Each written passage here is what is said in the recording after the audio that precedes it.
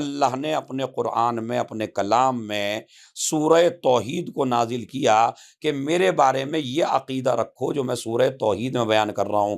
قل هو اللہ احد، اللہ ایک ہے اور اکیلا ہے، اللہ الصمد، اللہ بے نیاز ہے، وہ کسی کا محتاج نہیں ہے، پوری دنیا اس کی محتاج ہے۔ لم یلد ولم یولد، نہ اس کے کوئی بیٹا ہے نہ اس کا کوئی باپ ہے، ولم یکن لہ کفوا احد، اور اس کا کوئی ہمسر نہیں ہے۔ اس کا مطلب یہ ہے کہ یہ چند باتیں اللہ کے بارے میں ہر مسلمان کو یقین رکھنا چاہیے، اور سورہ توحید کو دیکھتے ہوئے اپنا عقیدہ مضبوط کرنا چاہیے۔ لیکن یہ سورہ توحید جہاں آپ کا عقیدہ توحید مضبوط کرتا ہے، وہیں آپ کی دنیاوی نہ جانے کتنی پریشانیوں کا حل ہے۔ اس کی فضیلت کے لیے میں آپ حضرات کی خدمت میں وسائل الشیعہ سے اور ثواب الاعمال اور عقاب الاعمال، جو شیخ صدوق علیہ الرحمہ کی کتاب ہے، ثواب الاعمال عقاب الاعمال، سرچ کریے جوانوں۔ آپ کو شوق ہے، آج کل کے جوانوں کو اس بات کا شوق ہے سجدے کی علت کیا ہے، سجدے کا ریزن کیا ہے، سجدے کا ثواب کیا ہے، صلوات کا ثواب کیا ہے، ناخون کاٹنے کا ثواب کیا ہے، نماز پڑھنے کا ثواب کیا ہے، قنوت پڑھنے کا ثواب کیا ہے، استغفر اللہ کہنے کا ثواب کیا ہے، لا الہ الا اللہ کہنے کا ثواب کیا ہے، صلوات کا ثواب کیا ہے، مریض کی عیادت کا ثواب کیا ہے، مریض کے لیے تحفہ لے جانے کا ثواب کیا ہے، بیٹی ملنے کا کیا ثواب ہے، بیٹی کی تربیت کا کیا ثواب ہے۔ غرض کہ اگر میں پوری لسٹ بیان کرنے لگوں تو پوری مجلس اسی لسٹ اور فہرست میں ہو جائے گی۔ ہر چیز کا ثواب جس کتاب میں تذکرہ کیا، اس کتاب کا نام شیخ صدوق نے رکھا ثواب الاعمال و عقاب الاعمال۔ آپ اسے سرچ کر لیجئے۔ ہر انسان کو، ہر مسلمان کو، ہر شیعہ کو یہ کتاب پڑھنی چاہیے تاکہ آپ کو پتہ چلے۔ تو اسی کتاب میں آپ کو ملے گا سورہ توحید پڑھنے کا ثواب۔ سب سے پہلے تو میں اہمیت بتانا چاہتا ہوں کہ دنیا آج پرابلم میں ہے، دنیا آج ٹینشن میں ہے، دنیا آج پریشانی میں ہے، دنیا آج بلاؤں میں گرفتار ہے۔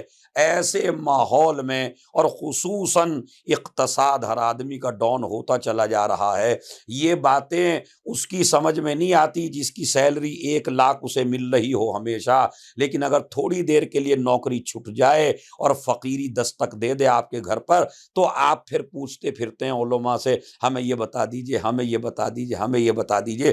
تو بہتر ہے کہ اگر آپ جاب پہ بھی ہیں تو وہ چیزیں آپ پڑھتے رہیں تاکہ آپ کے گھر پہ کبھی فقیری دستک نہ دے سکے۔ اسی لیے شکا رجل الی رسول اللہ، ایک شخص رسول اللہ کی خدمت میں آیا اور آ کے کہنے لگا، یا رسول اللہ، میرے گھر میں برکت نہیں ہے، میرا اقتصاد مضبوط نہیں ہے، فقیری نے مجھے پریشان کر رکھا ہے، میں اور میرے اہل و عیال فقیر ہیں، ہمارے پاس کھانے کے لیے کچھ نہیں ہے، میں فقیری سے تنگ ہوں۔ تو ایک مرتبہ نبی نے ایک آسان نسخہ بیان فرمایا، اور یہ آسان نسخہ آپ کو کتابوں میں مل جائے گا، میں آپ کو بیان کر رہا ہوں۔ نبی نے فرمایا، جب تم اپنے گھر واپس جاؤ، غور سے سنیے گا، جب آپ اپنے گھر واپس جائیں تو سب سے پہلے اگر آپ کے گھر میں کوئی ہے تو آپ اسے سلام کریں۔ اب بیوی ہو بیوی کو سلام کریں، بچے ہو بچوں کو سلام کریں، چھوٹے ہوں چھوٹوں کو سلام کریں، بڑے ہوں بڑوں کو سلام کریں۔ یہ آج ہمارے درمیان سے اٹھتا جا رہا ہے۔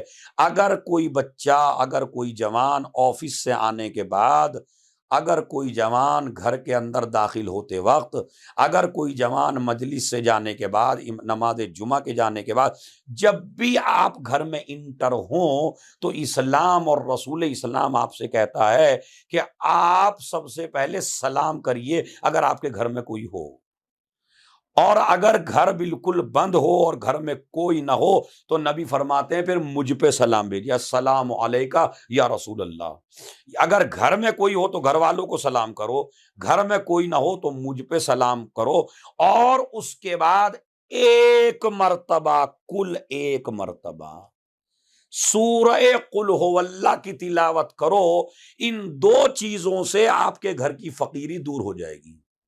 یہ کسی ملا کا بتایا ہوا نسخہ نہیں ہے، یہ کسی مولوی کا بتایا ہوا نسخہ نہیں ہے، یہ کسی جو پھونک مارنے والے تعویذ گنڈے والے ہوتے انہوں نے نہیں بتایا، بلکہ نبی فرماتے ہیں اگر آپ تنگ دستی سے، فقیری سے پریشان ہیں تو جب بھی آپ اپنے گھر لوٹ کے جائیں تو آپ سب سے پہلے اپنے بچوں کو، اپنی بیگم کو، ماں باپ کو، گھر میں جو کوئی بھی ہے اس کو پہلے آپ سلام کریں، سلام کرنے کے بعد ایک مرتبہ قل هو اللہ پڑھیں۔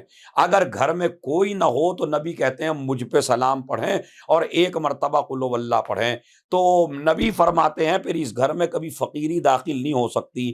اس شخص کو جب سے یہ نبی نے نسخہ بتایا اور یہ اپنے گھر پہنچا اور اس نے جا کے اس پہ عمل کیا، جب بھی گھر سے نکلتا اور گھر میں دوبارہ انٹر ہوتا اور فوراً پہلے سلام کرتا، اس کے بعد قل هو اللہ پڑھتا، تو 10-15 دنوں کے بعد آ کے کہتا ہے یا رسول اللہ، اللہ کا شکر ہے کہ اللہ نے مجھے دولت نواز دی اور اب میرے گھر سے فقیری دور ہو گئی۔ ایک صلوات بھیج دیں محمد اور علی۔ میرے گھر سے فقیری دور ہو گئی۔ کیوں دور ہو گئی؟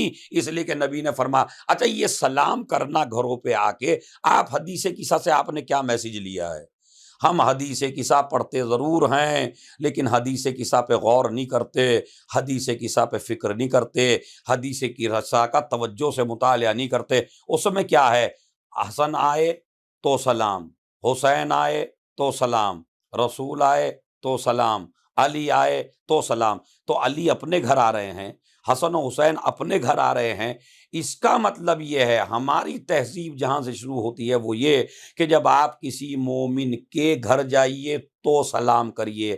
حدیث قصہ کی تہذیب یہ ہے کہ آپ اگر اپنے گھر بھی آئیے تو سلام کیجیے۔ یہ اپنے بچوں کو تہذیب سکھائیے، اور فائدہ کتنا؟ ایک دفعہ سلام، ایک دفعہ قل هو اللہ، تو آپ کے گھر کی فقیری دور ہو جائے گی۔ ایک فضیلت سورہ توحید کی۔ دوسری فضیلت جو کسی سورے میں آپ کو ملنے والی نہیں ہے وہ ہے کہ ممزا قال ابو عبداللہ جعفر الصادق علیہما السلام، میرا مولا چھٹا امام صادق آل محمد ارشاد فرماتے ہیں کہ جو انسان ایک دن گزر جائے جس انسان کو، اور وہ ایک دن میں 5 نمازیں پڑھے، مغرب بھی پڑھے، عشاء بھی پڑھے، ظہر بھی پڑھے، عصر بھی پڑھے، صبح کی نماز بھی پڑھے، لیکن لم یقرأ فیہا قل هو اللہ احد، لیکن ان 5 نمازوں میں سے کسی بھی نماز میں قل هو اللہ نہ پڑھے۔ دیکھیں غور فرمائیں، 5 نمازیں پڑھی ہیں، صبح کی بھی پڑھی ہے، مغرب کی بھی پڑھی ہے، عشاء کی بھی پڑھی ہے، ظہر کی بھی پڑھی ہے، عصر کی پڑھی ہے۔ کتاب کا حوالہ میں دے رہا ہوں، ثواب الاعمال عقاب الاعمال، شیخ صدوق کی، اردو میں اس کا ترجمہ ہوا ہے، ترجمہ بھی ہے اس کا اردو میں، نسیم بہشت، تو اس میں بھی آپ دیکھ سکتے ہیں۔